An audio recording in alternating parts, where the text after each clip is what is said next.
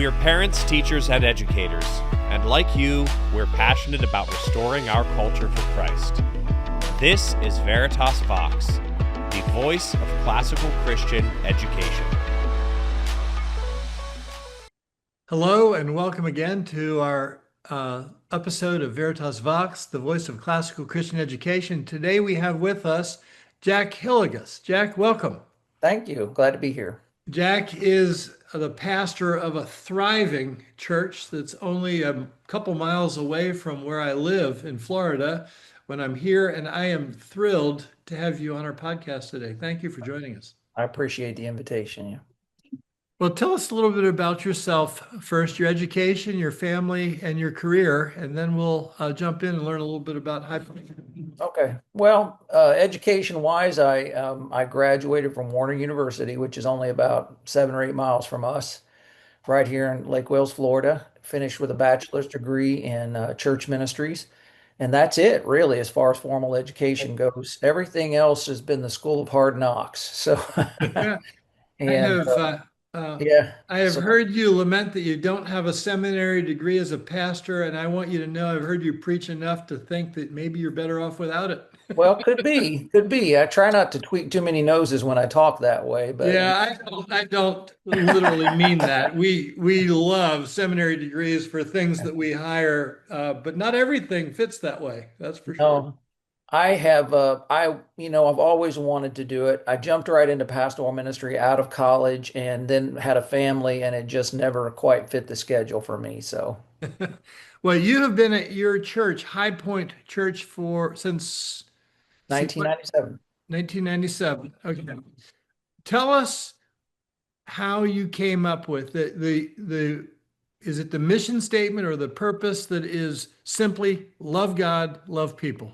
Yeah, that was the result of we had an all staff, all elders retreat about, oh gosh, 10 or 12 years ago, where we were trying to simplify what we were communicating to people. And believe it or not, those 4 words took us about 2.5 hours to get to.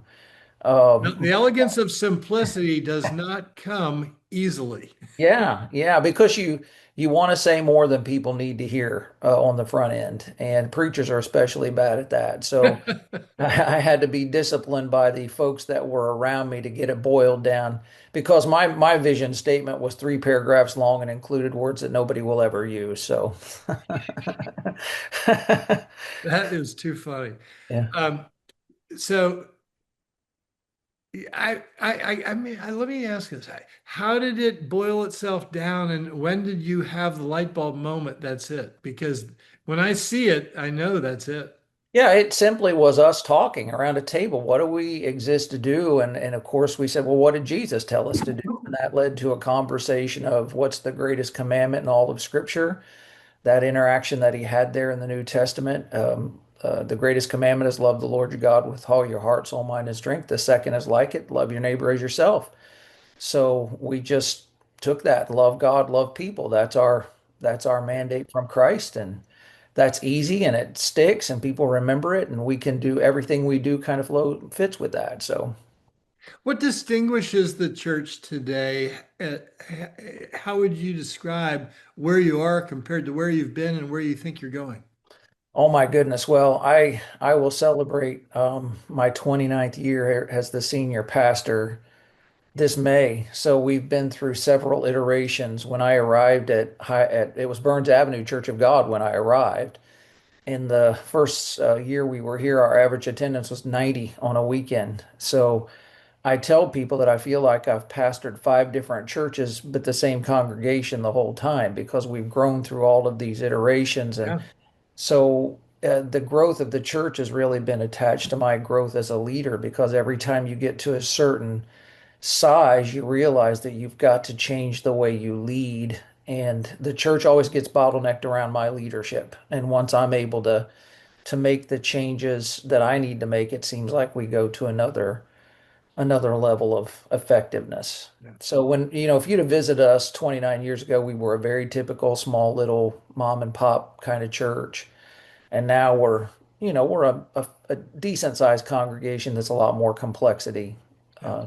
So Well, you just you just built a new facility, Yeah. and I've heard you say recently that you're looking at going from 3 services to 4. Yeah, That yeah. doesn't sound to me like just a little thing. Well, and it's been especially fantastic the last four. You mentioned that we moved to a new location about 4 years, it'd be 5 years ago in January.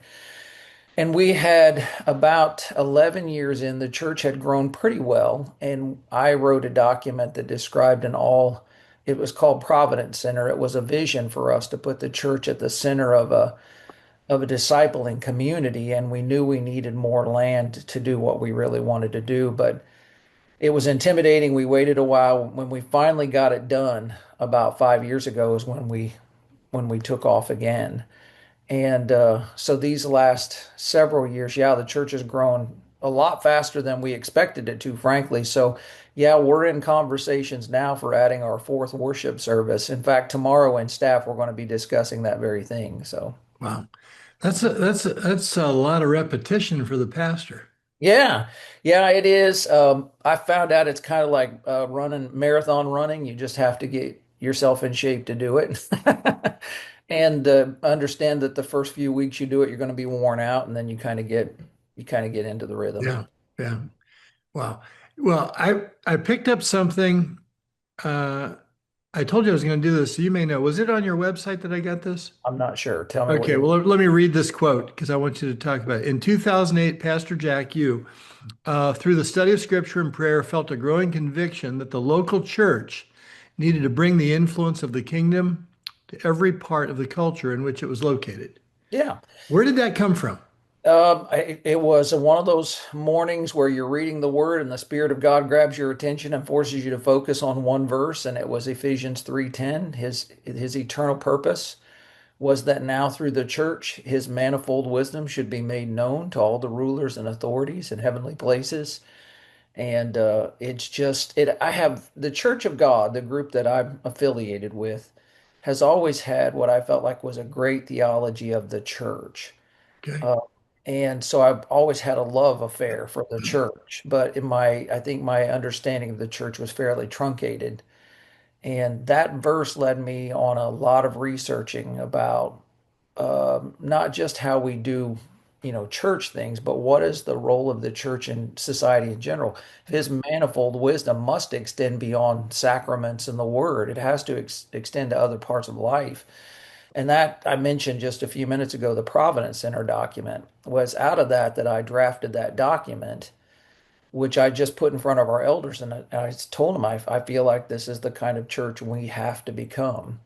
And that's a church that brings the influence of the king into every area of life, Yeah. education, media, arts, entertainment, government, everything. And that to me is discipleship. It's equipping Christian people to understand their mandate to bring the influence of Christ to every part of life. Yeah. That is very well put. One of the things that's interesting to me is in the reformed world in which I live now, and that has been a very significant conversation. That was attractive to us as one of the reasons we got involved in classical Christian education. And so there are what seems to me to be the case is God working in various communities and in various traditions to bring about this sense of understanding that we're talking about restoring cultures and not just dealing with people as Yeah. individuals. How did can you were there things that we might have read that I might have read that you might have read, or where did the other influences come from? Yeah, I would tell you that my conviction about that and my commitment to it has deepened incredibly in the last 4 or 5 years. So this is kind of how it developed for me. Um, I'm kind of like you mentioned, I don't have a theology degree. And so all of my education out has been about just reading, reading, reading, whatever I could get my hands on. And the early iterations of that vision actually were coming from more of a charismatic perspective. A gentleman named Lance Volno, I think so. And I've found things about him that make me a little leery about his doctrine. Okay. All But right. his vision of the seven mountains of a culture was the first place that I began to think that way. But then in 2020, when the COVID thing came along, In different ways, I got exposed to guys like Joe Boot, his Mission of God book, and through him, other Reformed authors. Doug Wilson is a big one. Andrew Sandland, people like that.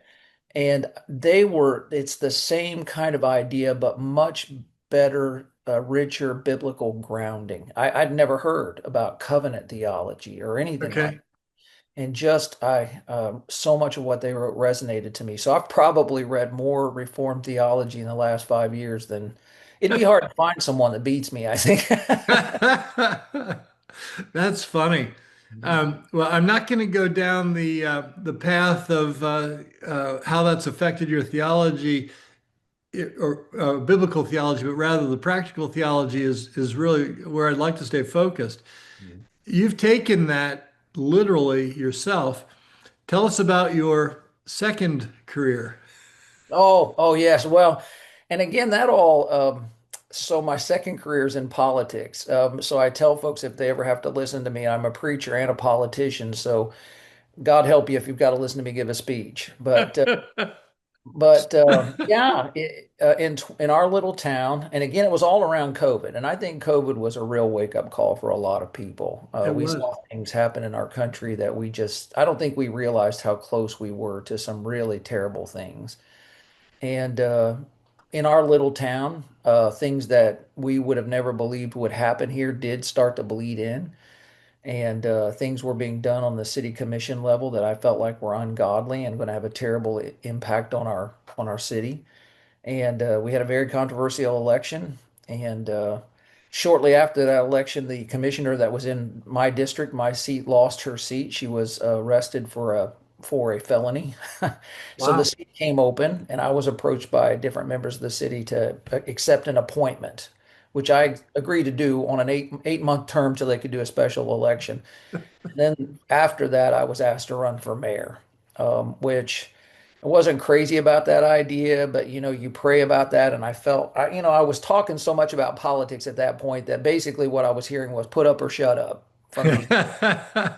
So I put my hat Yeah, in the that's ring. tough to argue with. Right. So I put my hat in the ring and I won. So I've been serving. I actually won re-election just this last spring. I had So the pleasure of being allowed to vote for you did you? last All spring. I right. did. Good. Yeah. So Yeah. well, thank you. I appreciate the vote. So I'm in my second term as the mayor of Lake Wales. So How do you balance the responsibilities of a dynamic and fast-growing church with the responsibilities and demands of a fast-growing community? well, I think the thing that makes that possible is I have really good people working around me in both of those. Our church has an executive pastor who is a crackerjack.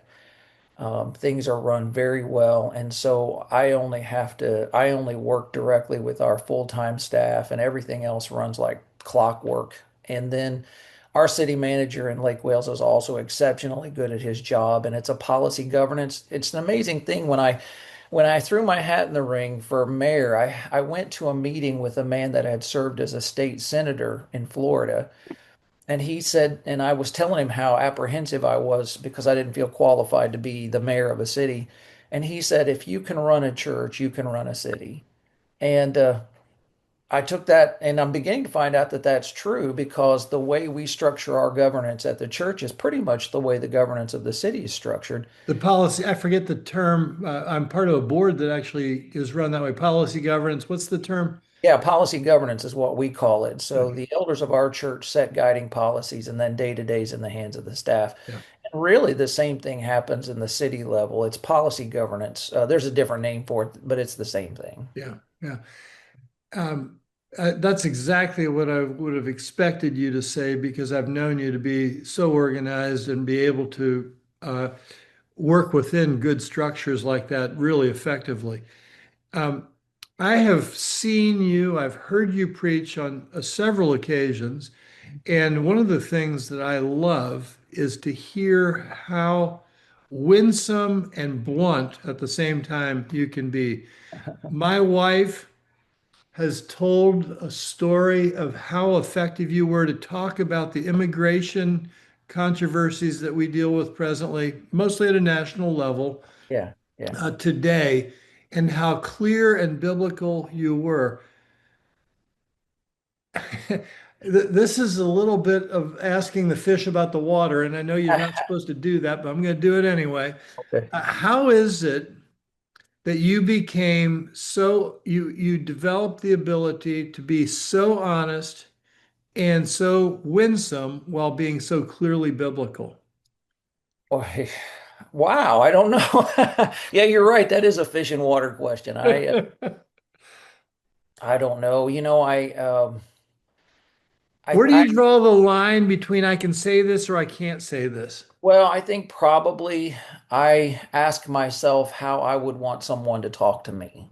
And Wow, what a great answer. yeah, I think most people are not so I think people want to hear the truth as long as they feel like you care about them when you're saying it to them. And that's probably the big difference. So I always ask myself, I feel like I have a responsibility to tell the truth, especially, the word. What does the word say? But then also, the scripture says speak the truth in love. So I always ask myself, well, how would I want someone to say this to me? Not necessarily that I would be happy to hear it, but at least I wouldn't feel like they were attacking me. Yeah. So You know what that sounds like? Love God, love people. there you go. Yeah. It Hopefully really some does. of that. That's incredible. Now, what else is going to come out of a Providence Center and High Point Church? What Mhm. do we have to look forward to? We didn't mention the school that you've started. It's not a classical Christian school. Talk to us about the vision for the school a little bit, and then maybe other things that you see coming out of the church. Yeah, we started the school 3 years ago when Governor DeSantis signed House Bill 1 here in the state of Florida, and tax dollars started following the families, that there was no excuse remaining. And I would say to any church, you should start a school. If we're going to, my line is that if you want to change a situation, win an election, but if you want to change the world, build schools, start schools. I agree. Yeah, discipleship is education. Education is discipleship. And if we don't get back education, we're going to lose. So we'd been hoping for it, praying for it. Our constituency at High Point is a very middle class constituency. So the expense of private education was prohibitive. Right. When that happened, it opened the doors for us. It So took away that excuse or yeah, that obstacle. right, and there's no excuses anymore. So we did it, and it's going great. We're up to seventh grade. Our plan is to go K through 12, 240 students right now with a waiting list and 29 staff. And it's not classical Christian, but I just finished the book you sent to me or gave to me, and I'm Which one? Saving the American Mind. Oh, Battle for the American Mind. Yeah, yeah, yeah. There you go. And yeah, there you go. That's the one. And so I've actually bought copies for all of our directors, and we're discussing it together. I'll have to call. I don't have access to Pete Hegseth under his current role, Yeah. but I'll have to tell David Goodwin I get a royalty. Well, listen, I'll tell you, I don't, first of all, I just finished reading one of Doug's blogs, Mr. Wilson's blogs, and he said, burn all the schools. And I'm now, like you got to find a way to say that, but I agree with him. So that's it. We did that, and now we're getting ready to do Providence Launch, which is business focused. How do we start Christian businesses? We actually just bought our first franchise at High Point, and we're going to use that as a way to fund other kingdom initiatives. So we bought a home care franchise. Interesting. Yeah, and so That's a first. I have never heard. I can't remember ever hearing of a church buying a franchise. Can you unpack that a bit? yeah, well, we found out actually that it's much more common than you would think. We found about 50 churches that do it, but most of them run their own publishing houses or their own Okay. music industries.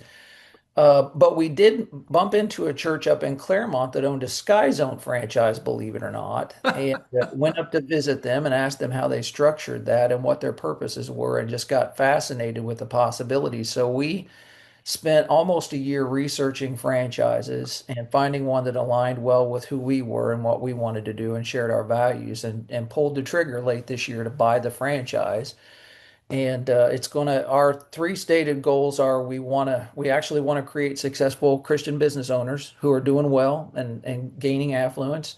We want to create jobs for Christian people in our area that pay well. And the third thing is we want to create financial resources to fund the other missions of the church so that we're not constantly always just asking for donations, but we're generating income. And then we're probably going to use those resources to microfinance the startup of small business entrepreneurs in the future. So that's Providence Launch. Providence Voice is a web-based kind of radio station that we're getting going this year. We're actually working with a gentleman named Adam Curry, who actually helped Steve Jobs put together the iPod. And he got saved about 3 years ago in a sister church of ours in Texas, and he's designing this for churches now. Wow. Yeah, so that's coming out in February. So we'll have a kind of a web-based Christian radio in this area. That's Providence Voice. And then Providence, let's see, Launch, Academy, Voice. And now we're working with we're wanting to start a residency and internship leadership program, and we're actually talking to Nick Ellis and Christian Halls. Hopefully that'll be the platform that we'll use to get that going. That is unbelievable. I uh, I have known you to have excuse me for borrowing the ad phrase, but just do it Yeah, mindset. yeah. Tell me how that developed. How did you become like that? Because I believe there's a lot to be said that people can learn from them. Right. Well, you know the phrase the paralysis of analysis. Mhm. And if you're I found out early in my life that I could fall into that very quickly. I wanted everything to be mapped out on paper, and then I found out I nothing. don't believe you. I don't believe that's true about you. It was, and I found out we never got anything done. And Okay. the things that did So happen, you flipped the switch on it. yeah, nothing ever happened the way that we planned it exactly, anyways. And at some point, you just have to start. I had a friend who used to say to me, the best way to begin is to commence. And so that's just been our philosophy. It's not about being reckless. You do some research, you get as much information as you can, but at some point, you just got to jump in and be willing to accept the fact that not everything's going to work. We've become comfortable with failure. If you don't fail, you won't succeed. Um, and a lot of grace has been extended to me. I think that having been at the same place for almost 30 years now, I've earned some leadership capital. So people are willing to let me fail sometimes and not get too worked up about it. Um, but yeah, I've learned that you just have to jump in, and you have to be also willing to hand your baby over to the barbarians. Here's my idea. Here, now take it and do what you will with it. And I find out that they make it better. I I have never done I think we're up to over maybe around 200 episodes, and I've never done this in an episode before, but I want to ask the listener who has leadership opportunities to stop and rewind the last 2 minutes and listen to what you said again, because that is so profound. Okay. The idea of simply realizing you start maybe before you think you should, because there's no time like the present. I've been Yeah. accused, and I'm a pilot, so this makes me very nervous, but I've been accused of building the airplane while I'm trying to Yeah. Yeah. fly. Yeah. I can assure you that's not a good idea. As a Well, pilot, I don't want to do that. the phrase we use is building a bridge while you walk on it. So, Yep. It's probably just as dangerous, actually. yeah. But the whole point is, I loved what you said. Our plans will get modified anyway. Yeah. Yeah. So let's have enough information to know it's the right thing to do. Let's know what our first steps are, and let's take those steps and then regroup onto what we do next. It I, works. Another thing that has helped me is with church people is just being willing to say on the front end, hey, let's try this. Let's just try it. Yeah. If it doesn't work, it doesn't work. And we'll say, let's give it a trial period. And that way, if it doesn't work, you're okay with that. So just gaining permission from people on the front end to try and fail is a big deal. So, Yeah. You've authored a couple books too, and I Mhm. want to. I didn't know that until I did research for this session. One of the books is called Untouchables: Honest Conversations About Subjects We Would Rather Not Discuss. And I would take that a little bit with a grain of salt if if I hadn't heard you preach before, but I know you live this. Talk to me about how the book came about. Well, I had always wanted to write a book. And it's 10 years old, by the way, so this isn't Yeah, a recent thing. yeah, no, it really just grew out of a sermon series that I preached at our church. And I had been talking about writing a book forever. And again, finally, someone said, "Well, write the book. What are you waiting on?" And again, my problem is I wanted to write my magnum opus, the big thing that will, like Calvin's Institutes. And that's not going to happen. I'm not wired that way. So finally, what I did It's was, not likely to be the first thing you write either. oh no, and you keep waiting for the big book deal, and I'm finding out those things don't happen very often. So I just, okay, what's going to be the quickest way for me to get this done fairly effectively? And so I self-published it. I found a young man, Caleb Brakey was his name, and he basically trans takes the transcripts of a sermon and kind of puts it together for you. And then, so when he did it, here's my problem. I didn't like the way he did it, so I went through and rewrote them all anyway. But he published them for me, so that I actually done 3 books, and all of them have just been out of sermon series that I preached Okay. at the church. Yeah. Well, it is the subtopics. I don't think I said this here, but are absolute truth, heaven Yeah, and hell, miracles, repentance, holiness, purity, generosity, race, gay marriage, and politics. yeah. Is there anything you'd add to that list today? Because that sounds pretty comprehensive to me. Well, probably immigration, like you talked about, There you go. and abortion. I should have Yeah. I should have spoken to that and didn't. And it's funny because when we published it, on the feedback, that was one of the first pieces of feedback I got, that I should have done one on abortion, and they were right, but it was published at that point. Yeah. So, Yeah. A pastor friend of mine who grew a church from 200 to 20,000 wow. said this. He said, if I don't get a certain amount, a certain percentage, he's even gotten to the point where he's got a measured amount. I don't know what it is, but if I don't get a certain amount of pushback and negative feedback, I must not be doing it right. How much negative feedback do you get? Uh, I think I get my fair share. It's not overwhelming, but it's enough, and I think he's probably right about that. Um, if I'm one of the things I hope to do, and I think I'll get done this year, is start meeting on a regular basis with young men who feel a call to ministry. And one of the things I want to say to them is you've got to have a thick skin and a tender heart, tough skin and a tender heart. And that's the hard balance to maintain in ministry.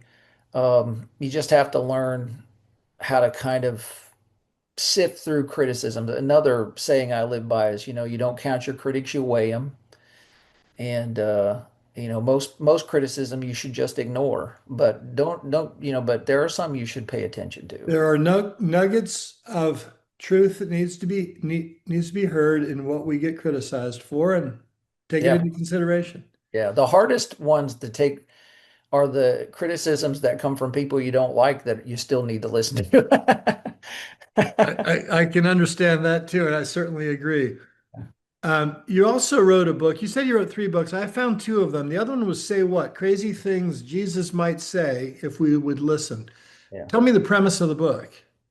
That was a series on the hard sayings or the mysterious sayings of Jesus, which is not an unusual series for a pastor to tackle. Right.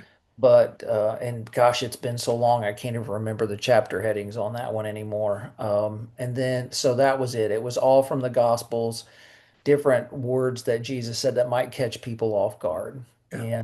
And then this last one I wrote was just this last year, and that was off of the theophanies or Christophanies that are in the Old Testament. So bumping into God where Jesus shows up where we least expect him. So, Yeah. That's neat too. Well, I have one last question for you.